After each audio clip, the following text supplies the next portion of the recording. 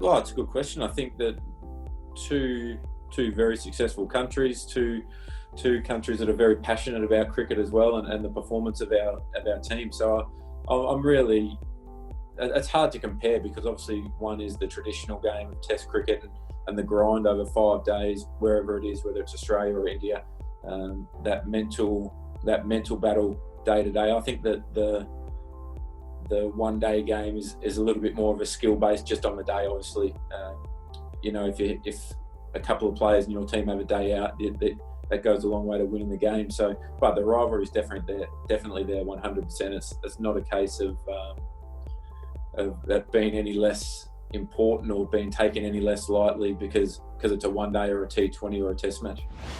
Well, that's what we're going to work out over the next month or so, sitting down and really drilling into numbers, how we feel as though the game is going to head over the next couple of years, what we need to do as a team. So there's obviously a lot of youngsters around who've performed really well. I mean, look at Cameron Green. I know Painey was talking about him last week and his rise and the dominance that he's had in state cricket over the last 12 months in particular as for such a young guy. I think that potential is huge.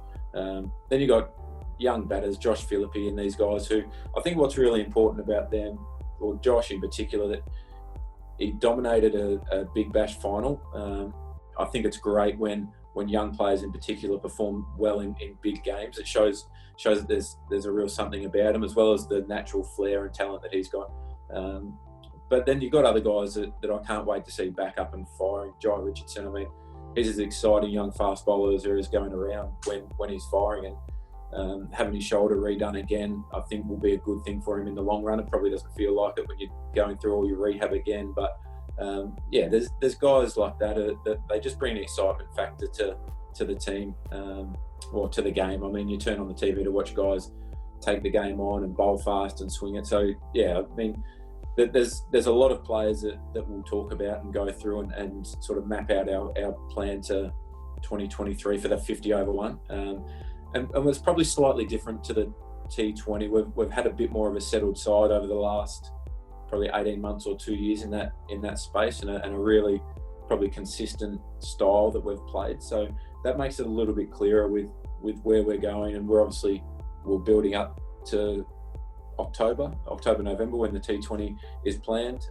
Whether that goes ahead, well, obviously we'll have to wait and see over the next couple of weeks or couple of months. But so we've already done all that planning, and we feel as though we're in a pretty good space in that format.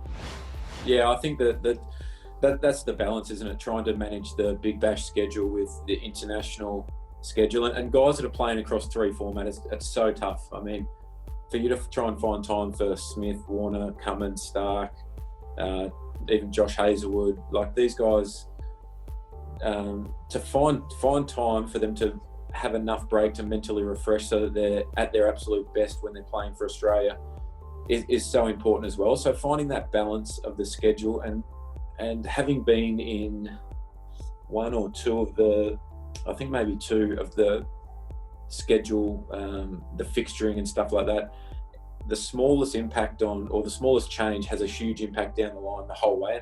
And that's something I didn't understand until I was in these meetings, and you talk about pushing a Shield game forward 1 day or back a day, but then the roll-on impact of that is so huge down the line that it's so hard, and I don't have the answer for you on that one, mate. But obviously, having everyone available for the entire tournament would be the ultimate goal. But having guys mentally fresh, physically fresh, being able to have enough time to recover and get away from the game in between a packed international schedule is as important, in my opinion. For if you're depriving Steve Smith of 2 extra years of his career because he's literally playing or training every day, then I think that we're all going to be worse off as cricket lovers in the end. So finding that delicate balance is the most important thing. I mean, he's been in leadership roles for a while. He's been around the England side. He's a great player. He's got the respect of their group. I know that for sure. So I'm sure that he'll do it in his own way. And wish Joe all the best with the birth of his child. I mean, that's exciting as well. So he'll be fine. He's a great player. people do it very different ways wherever you go around the world. Every captain's different, so he'll find what works for him. We haven't talked about it as a group, to be honest, mate. We haven't caught up as a main group for about 3 weeks on a group conference call. I think that's going to be planned over the next week. So there'll be more discussion, and that'll come up, no doubt. It's obviously been a huge issue and something that we're all, whatever way that we can support it, I think that's important. That there's equality in everything, not just sport, and we're in a world where we probably get a little bit more exposure than a lot of other people. So I think the stand, it's going to be an important one. It's obviously been a huge topic recently in Australia and worldwide. So there'll be something, no doubt.